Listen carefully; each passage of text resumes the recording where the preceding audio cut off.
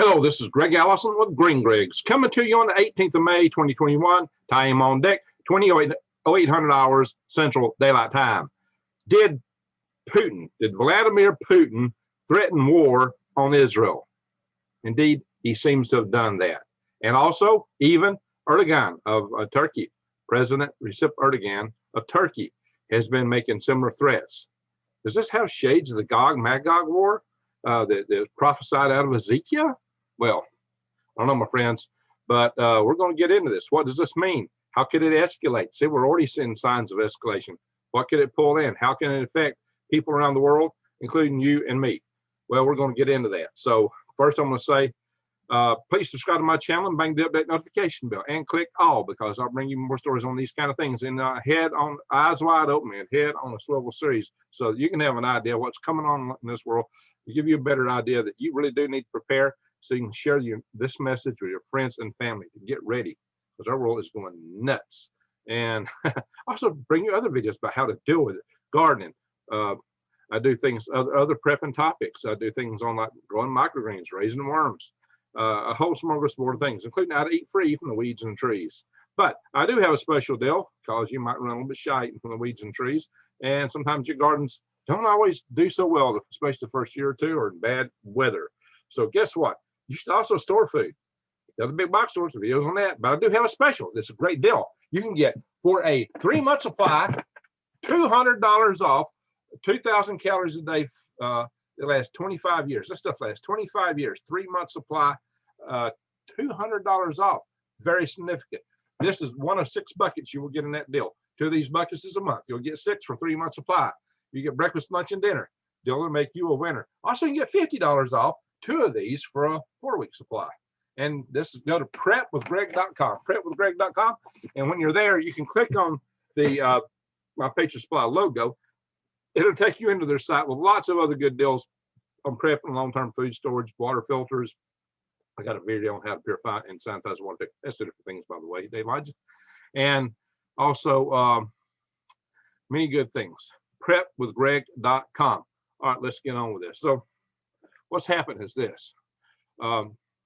You might be aware, or maybe not. It's not really hitting the news media. Is Putin actually told Netanyahu that Russia could declare war on Israel if they continue their conflict with Palestinians in Gaza.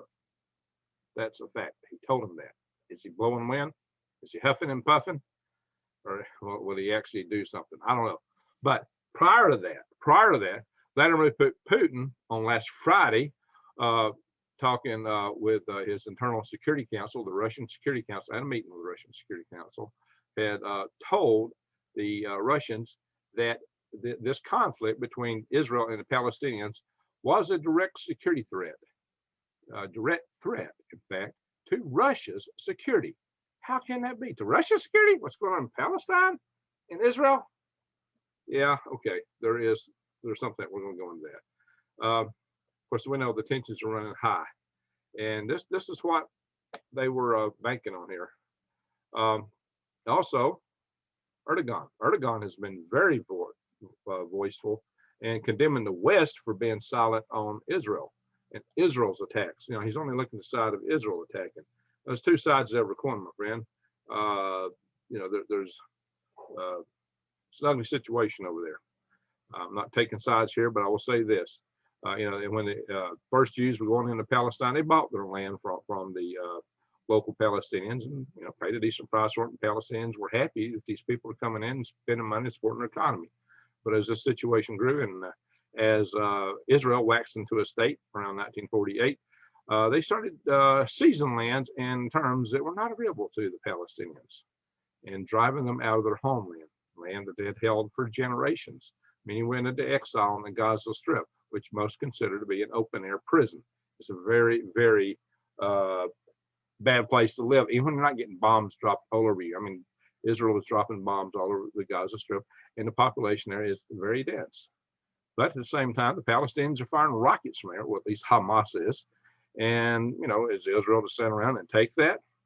See, there's plenty of blame on both sides here. And on both sides, innocents are getting hurt. Israel formed in 1948. That was 73 years ago. A lot of people have been born there since and moved in, and not all took land forcibly. A lot of them have bought land and acquired it and built on it. Should they suddenly have to give up everything they built too? Does two wrongs make a right? Is there some other way to it? Can there be mediations? Can there be reparations? Can there be other allowances and ways? Hey, look, these need to be two states, but and that's what the UN dictated when they said there will be a state of Israel and a state of Palestine, but the Israelis made sure the state of Palestine never came to fruition. Why? Because they fear it. Why? Because they took land from them, and they always feared that the Palestinians will strike back to take back what they had originally. Whether you think that was right or wrong, whether you think it was a choice of God that Israel went into that, you know what? Israel was formed under, a lot of the pressure to form it was led by the Balfour agreements, which were led by the Rothschilds. And if you look around the Knesset, the road around the Knesset says Rothschild in the road name. And they funded all the government buildings there in Tel Aviv and Israel, and Jerusalem. So there were some other forces at play that might not have been exactly godly, my friends. It may not all been a godly thing, but whether it was or wasn't, or whatever it is, there's been a lot of good and a lot of bad done from both sides of this thing. But taking land away from people, running people out of their land is never a good thing. There should have been some other arrangements. And forcing people to try to live in a certain way is not good. So the people in the Palestinians, and especially those in Gaza who are living in such crowded conditions, they feel like their backs up against the wall. And so suddenly when they were being disrespected at the Al-Aqsa Mosque there, they lashed out. They said they would, and it continued, and so they lashed out. Now, as I mentioned in my previous video, I think they may have been set up for that, because this might have been a setup to deal with their military capabilities before Israel would decide to deal with Iran. Maybe it was, maybe it wasn't. But in whatever the case is, how does this play in with Russia? Why does Russia suddenly get so concerned? How could this be an internal security matter to Russia? Well, Russia is part of this. Russia is very involved in Syria. Russia has their only Mediterranean naval base in Syria. The other only warm water naval base is in, guess where? It's in that part of Ukraine that was taken away from Ukraine, right? The Crimea. Crimea is the biggest source of the biggest warm water naval base, but it's in the Black Sea, and they got it. And the Russian ships have to go through the straits that are controlled by Turkey to get out of the Black Sea. Turkey is presently a member of NATO, although Turkey and Russia seem to be of the same mind regards Israel and its Palestinian question. And in fact, Erdogan went to Putin and says, hey, shouldn't we teach Israel a lesson? And so Putin has responded, apparently, yes. And Erdogan has been very forceful about it. So remember, Erdogan is wanting to start his own caliph. And so he's not exactly pulling in the same direction of all the Arab countries that made peace with Israel under the Abraham Accords, as oversaw under the Trump administration. We'll come back to that in a second. So once again, what is it that Russia has to deal with this? Why is it a security threat to them? Because Israel is also into it with Lebanon and Syria, because Lebanon and Syria, their left flanks, should they get into a war with Iran. Also, Russia is heavily involved with Iran because Russia is the country that is developed the nuclear power plants and is supporting Iran basically in that regard. Iran's a major client state for them, and that is the resources that Iran is using really to build their program for nuclear fuel, nuclear power, perhaps weapons. So there you go. How much is Russia involved in all that? What is Russia's true role behind all this? China is also very dependent upon Iran, because China's getting their fuel from Iran. Iran's been boycotted by so many other states. They're almost exclusively to China, almost. So you can see what's going on here. Other nations are heavily involved in this region. And it's not just Israel and Gaza. People are fearing a bigger thing. And in fact, rockets have been fired at Israel from Lebanon by Hezbollah. Hezbollah's in Lebanon, Hezbollah's in Syria. And at one time, Lebanon was considered a Christian nation. It certainly has a lot of Muslims in it, maybe more so today than it did. Yeah, I don't know. There's been always Christian and Muslim Lebanese. I know people from each lineage. I once dated a girl who, for a couple of years, whose dad was a Lebanese Christian. My guy who mentored me to start in the job I'm home now was a Muslim Lebanese guy. So I've had a lot of dealings with Lebanese guys. Hey, they got great food. Lebanese, try shawarma. I hope I said that right. They have great food. They have tabbouleh salads and baklava, stuffed grape leaves. Yeah, they eat a lot of, Greek food, Mediterranean food, Persian food. There's a lot of commonality. I'm diverge. So there is, does two wrongs make a right? No, there must be some happy medium ground that can be found. But in the meantime, it's not happening. This war is escalating. Since Monday, 3,000 rockets have been fired from Hamas into Israel, targeting mainly their Air Force units. And of course, they have other targets. So they're making serious targets, although they are indicating that they might be willing to work a peace deal. That's something that's just now starting to come up. They're getting a lot of pressure for that, both in the United States. Now, a lot of them are negating President Biden's push on this. But Putin has been very forceful about this. Erdogan's been very forceful about this. Putin does have direct interest in all this. If this continues and spirals out of control, they might get involved. But if what I saw in my other video, where I said this could be a prelude to an attack on Iran, or maybe Iran set Hamas up to do this as a prelude for an attack from them on Israel. If you're an Iranian out of the Ayatollah regime, and you're full well expecting Israel to attack you, if you're expecting an attack imminent from Israel, you would probably do something like, go to all the groups that you support, Hamas and Hezbollah, whoever, to start attacking Israel to divert their attention before you did something. That don't mean they're doing anything right now. There's no visible signs that Iran is moving anything at the moment. I don't not see them doing a ground invasion. No, just a missile attack, if anything. Hey, two well-placed nuclear devices, one in Haifa and one in Tel Aviv, would wipe out the Jewish state of Israel. It'd be gone. It'd be over. Just two devices. Israel may have 200. It only take two to end them. Just two. That's why Israel is so paranoid about any country that might oppose them, especially in a country that has made suggestions of wiping them off the map, to not have nuclear devices. And Israel's not the only one. Just so happens that most of the countries that signed up with the Abraham Accord to make peace with Israel, a lot of Arab countries did this, fear Iran more than they fear Israel. And so the poor Gazans are just kind of getting second citizen treatment. In fact, UAW actually, UAE, United Arab Emirates, okay, not the United Auto Workers, United Arab Emirates, actually chided Hamas and the Palestinians. They told the Palestinians to get rid of Hamas, basically. Hamas is doing bad. That they need to quit the attacking with missiles. Of course, Hamas says, well, Israel's got to quit bombing. The bombing in Gaza has been horrendous. There's a lot of innocent people on both sides have been no longer with us. The casualties are awful. So here's what we need to bear in mind. If there's going to be a peace, there's got to be any kind of lasting peace. There's got to be some outreach from both sides. And Israel's not going to allow or agree to Palestine being a state until they see it's a state that will recognize them and is willing to make peace with them and work with them. Palestinians don't want to do that because they've been wanting to take the land back. They got to recognize now that with the Abraham Accords, that they're not likely to get that. The rest of the local Arab world is not likely to support them unless Turkey or Iran does it. But the chances for them having that are somewhat less than what they used to be. So maybe they need to figure out, maybe they should petition for some kind of redress of grievances, retributions, reparations, something else. Just having peace will make a big difference. Just look at the buildings that's been destroyed, the lives that's been crushed. And if they could just find a way to make peace and not have to live in a concentration camp for Pete's sake, that they can have a better life.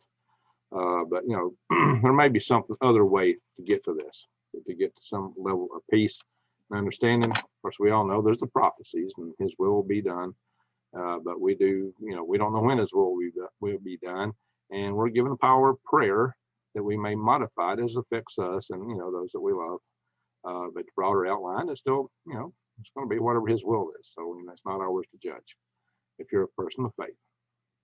All right. So if you're not, then hey, maybe you still think there's some peace possible here. But guys, if we don't come to peace in this world, we're not going to continue to exist. We've got to learn to make peace in this world.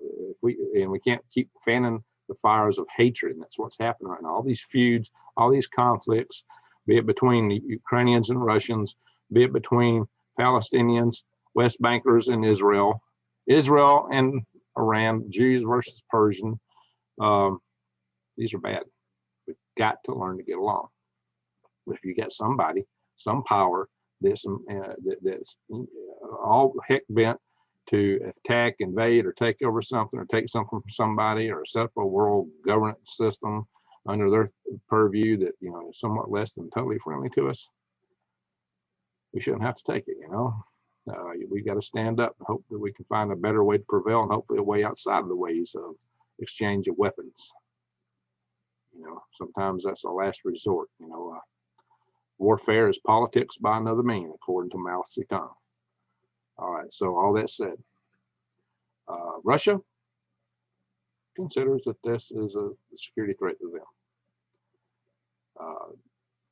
Turkey is also involved. Turkey has been very, very vocal, in fact, threatening to go in themselves and aid the Gazans with support, including and up to military support if necessary. So let's hope that peace is made and all these things don't happen and don't escalate. But just remember, some people may remember reading Hal Lindsey, Late Great Planet Earth. I read it back when I was a kid, like 11 or 12 years old. Yeah, I was reading stuff like that when I was 11, 12 years old, guys. So if we go to Ezekiel chapter 38, verse 15, it says, "And thou shalt come from thy place out of the north parts, thou and many peoples with thee," all of them riding upon horses, a great company and a mighty army. Well, what's horses? Today, tanks, armored personnel carriers, I don't know. "And thou shalt come up against my people of Israel as a cloud." It's a cloud, flying, swarm, and cover the land. "And it shall be in the latter days, and I will bring thee against my land, that the heathen may know me when I be sanctified in thee, O Gog, before their eyes." Of course, we read the prophecies of people who just basically melt, and Hal Lindsey told us how that these armies would be vaporized, he believed, by a nuclear war. So you got to remember, it's thought that Israel has 200 to 400 such weapons. Also, such a exchange of weapons, if it were that number, could put us in a nuclear winter. Not as deep as a full scale exchange between the United States and Russia, but it could greatly devastate crops around the world and lead to many of the plagues like you might find in the book of Revelations. So are we living in the times of the book of Revelations, the books of Ezekiel, the books of Daniel? Well, of course, the book of Daniel spans a lot of time. But are we living in those latter days? Are we there? I do not know. Don't say Greg Allison said it was. No, I didn't. I'm just saying, hey, are we? I'm asking a question. I think it's a fair question to ask, and I'll leave it to you to ponder on that, to chew on that, and contemplate it. But whether we're living in the latter days prophesied or the latter days of it's all about hit the fan, I tell you what, guys, a lot of stuff is hitting the fan. And it might seem like latter days to us, whether it be the prophesied latter days or not. We got a lot of stuff hitting the fan, guys. Like Mark Twain said, the future may not repeat itself, but it certainly does rhyme. Talking about with regards to history, or prophecy for that matter. So, a lot of these things are observations of human nature and how people work and operate. So, all right, that's it. Russia has threatened war. Turkey's threatened war. The Abraham's Accord nations Some of them have, got on Hamas, but some are not happy. Of course, they're not happy to see Israel attacking their own people, especially Tel Hamas. And Israel, no, excuse me, Egypt has asked Israel to tamp it down. And maybe they're about to. Yeah, I think both sides might be a little bit weary of this war, especially Hamas. Hamas took heavy casualties in their tunnels, although they still got quite a few rockets up where they fired. Maybe 4,000 or 5,000 by now. They still got 10,000, 9,000, 10,000, probably more on the way from Iran. The factory that Ron had them built for them and down in Sudan. Okay, so there we are, my friends. A lot of stuff happening. Egypt to Israel says, do not increase tax on the Gaza Strip. Just point blank. Just point blank. And by the way, Israel did just get the largest exchange of weapons fired. So you know what I might do? I might just show you some pictures just for fun. We're going to go to the website for a minute. Then we're going to conclude this program for tonight. We can talk about the pipeline real soon, some other things, or some new findings on that. There's just some pictures of Gog Magog War as some people interpret it. And then again, I must phrase that as some people interpret it. And this Gog Magog War is reflected in all three Abrahamic religions. It is reflected in the Torah, is reflected in, if I get it right, it's reflected in at least what we call the Old Testament Christianity. It's in Revelations, but in Revelations, the Gog and Magog are referred to also after the millennium rule. And it's been referred to through history, and it's even in the Quran, the Gog Magog. So we got Turkey here, we got Russia up here, Magog, Gomer. There we go. So there's many ways to look at this, many pictures. Some people think that Alexander the Great was holding off the Gog and Magog. So who knows? Who knows? A lot of stuff here, a lot of ideas. Who will be attacking? Where will they come from? So that's the kind of stuff we say. Who are these countries from old versus new? Kush, Sudan. Yeah, we could see not in South Sudan, but North Sudan. Maybe Libya. Oh, Libya's kind of a mess. So is this happening? I don't know. Didn't say it is.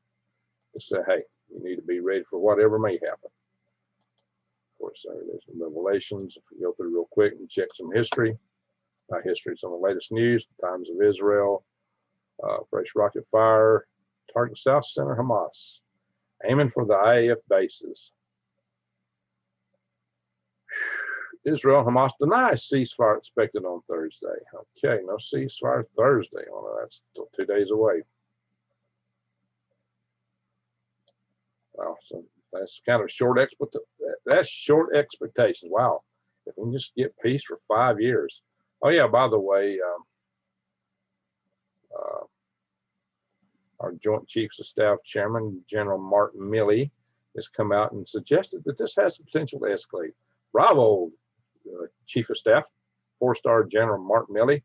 Man, you should get a wreath as a rocket scientist. You're a little late to the show there, buddy. I don't like that man, by the way. If it hasn't showed some of the things I've said in the past, I got little use for him. Little use for 4-star General Mike Milley. Did I say his name right? Mr. Milley, General Milley. So I'm not a fan of his.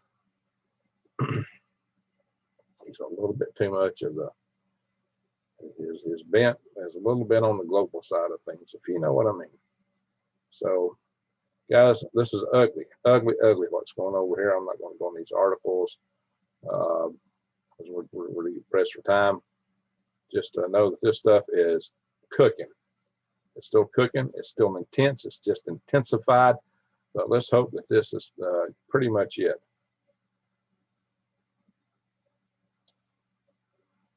Oh, Lord. Biden jokes about running over a reporter, and the news media says, ha, ha, ha. If Donald Trump had suggested that, boy, they'd be skewering him on every program out there, wouldn't they? Interesting. Okay. Interesting. Fresh rocket fire. Guys, I wouldn't want to be in Israel underneath all this rocket fire, but I darn sure would not want to be in Hamas. It looks a lot uglier there with all the bombing. There's no pretty pictures in this, guys. All right, stop this share. So, bear in mind, we're living in peerless times. That's why you need to consider things like buying food that lasts a long time. This is why you need to consider things like buying seeds. Yeah, you can get seeds from me too. You go to True Leaf Market, use my links below. That helps me and it helps you. They've got heirloom, open air pollinated, non-GMO seeds. That's what you need, my friends. All right, so guys, let's hope and pray these things don't come to pass. But in ending, let me throw out my disclaimer that I should have said earlier on. There's good and bad people in every country, from every background, every faith in the world. The man who keeps bees on my place is from Gutter. Nice guy. My next door neighbor is from Algeria. I have worked for Jordanian, who's a Palestinian descent, and I had a Jordanian Cuban mate once upon a time. So my main study buddy in college was a young kid from Tehran, Persian, from Iran, what we today call the nation of Iran. So some of you may not know history. It was Adolf Hitler who convinced the Persians to change the name of the country to Iran because that was their way of saying Aryan. Yeah, they are the Aryan people, by the way. How Aryans connected to Germany, I don't know. A lot of theories about that, but that's what. You see an Aryan? It's not somebody that looks like me. You go to Persia, there's your Aryans. A lot of Aryan blood in India, too. Yeah, well, we're Indo-European, okay? So I guess we all got a piece of that. We all descended from that in some way, some core group that started out in that region and Caucasus and spread out through Europe and Iran and India. But, you know, hey, don't get all bent out of shape because it's, there's good and bad everywhere. Nobody is better than anybody else. We may be different. That don't mean you're better. We all have our attributes, good, bad, and ugly. We all have our warts and our bumps. The whole point of this is just to say there's good and bad everywhere. There's good and bad in everyone, just like that too. So we've got to learn to get along. That's the bottom line. We've got to learn to get along. We won't survive. If you don't believe that, see my video on Nuke In Every Pot, how fragile our civilization actually is. And you need to see those videos. I need to pull them up somewhere where they're easier to see because they're buried down in all my videos, right? Oh, by the way, go to greengregs.com. I have suspended worm cells for a bit, but I have gathered videos on raising worms and a whole lot of my gardening, microgreens, and aquaponics in the gardening, and a whole lot of my wildcrafting, herbal, edible, and medicinals under wild edibles. So check that out. It's a lot easier to find videos there than probably on my website, the playlist they got. So check that out, greengregs.com. It's a good way to watch a lot of my videos. I will be adding more of my wild edibles and medicinals and gardening videos in there. I got videos in those categories that hadn't been included. Most of my worm videos are there, though. All right. With all that said, guys,